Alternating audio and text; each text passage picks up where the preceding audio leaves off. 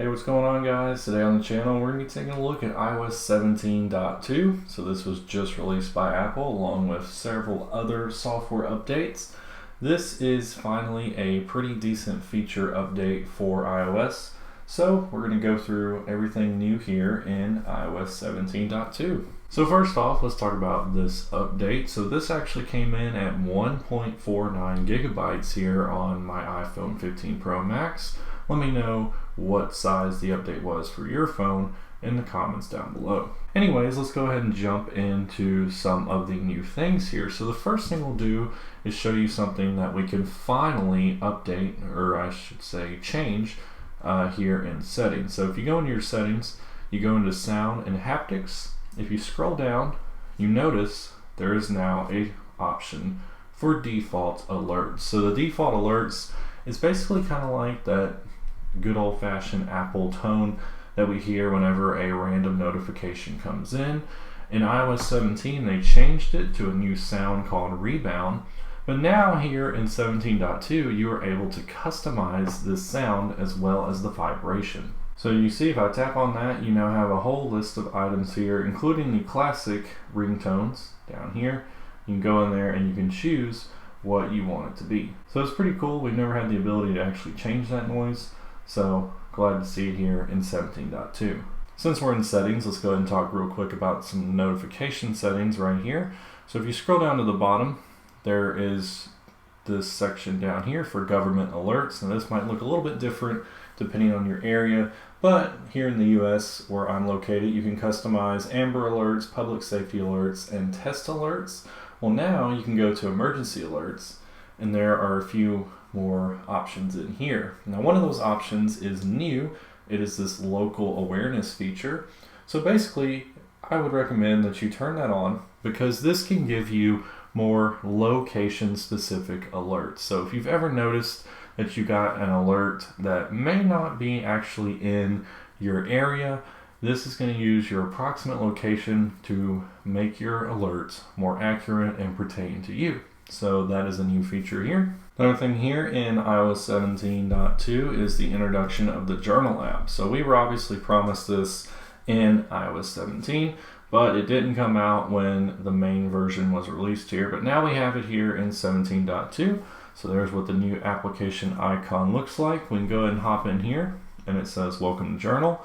So this is exactly what you would think it is. So you can write about your day and add photos, places, and more. You can lock your journal to keep it private, and you can also schedule time for writing your journal to make it a habit. So basically you can write about the small moments and big events in your life.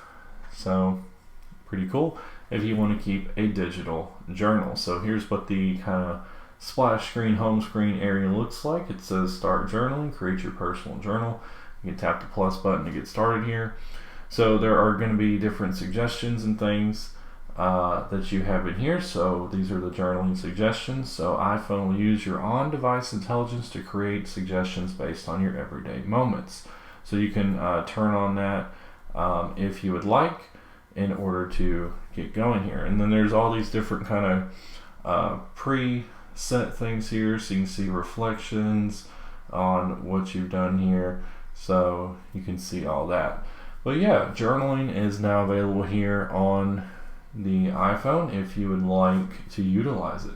If you have an iPhone 15 Pro or 15 Pro Max, of course you have the introduction of the action button, and the action button allows you to quickly do an action. So if you press and hold it, your action of choice will be activated. In my case, I just have mine set to the flashlight, and that is what I have here. But there is a new action function that you can see here. So if we go into settings, you go into action button, you now have the option for translate. So you can now translate phrases through the action button. So this is going to be very nice if you may be in an area where you don't speak the language and you have your iPhone. You can use this to quickly translate something. So let's show you what it looks like. It actually has a really cool animation. If I hold it down, you can see that it'll pop up. It'll automatically detect your language, and it'll show you what it is saying. And there you go. So you can kind of set that different language that you want there in the Translate app. But yeah, very cool. And I really like that animation that this Translate app has. I think it's one of the cooler ones. You can see that right up there. Pretty nice. But yeah, that's the Translate function now on the action button. There are some camera improvements here, which is kind of basically a sign for Apple Vision Pro. So our camera now has the ability to do spatial video. So you can capture that if you have an iPhone 15 Pro or Pro Max. So you can relive your memories in 3 dimensions. Of course, you can watch that here on your iPhone, but if you have the Apple Vision Pro when it comes out probably sometime next year, you'll be able to experience it in 3D on there. So if you go into your settings again, and you go to the camera, wherever that is, there it is. You can go into the formats right here on your camera. And then if you scroll down a little bit, you can see right there, it says spatial video for Apple Vision Pro. So you can record spatial video with remarkable depth for viewing the Photos app on Vision Pro. So that'll be really cool to see that. But as you can see, it's definitely a large format. 130 megabytes is a minute worth of video. So don't record your videos too much. Also, we have improvements to the telephoto camera focusing speed when capturing objects on your iPhone 15 and 15 Pro Max. So they've kind of adjusted some things for you here on this phone as well. There are some new messaging functions here. There's actually several ones.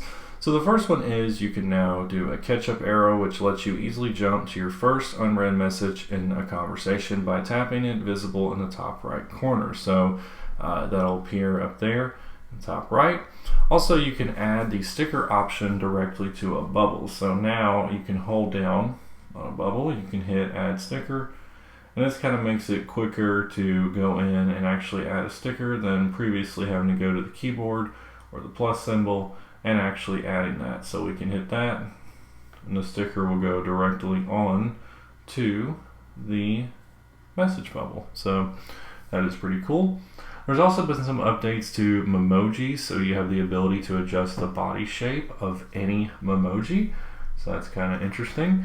And then also contact key verification provides automatic alerts and contact verification codes to help verify people facing extraordinary digital threats or messaging only with people they intend. So pretty cool there. That was another promise feature in iOS 17 that we now have here in 17.2. Another app that received a lot of changes recently is the Weather app. So the Weather app now has precipitation amounts to help you stay on top of rain and snow conditions for a given day over the next 10 days. So now you can scroll down and you can see how much precipitation actually happened in the last 24 hours.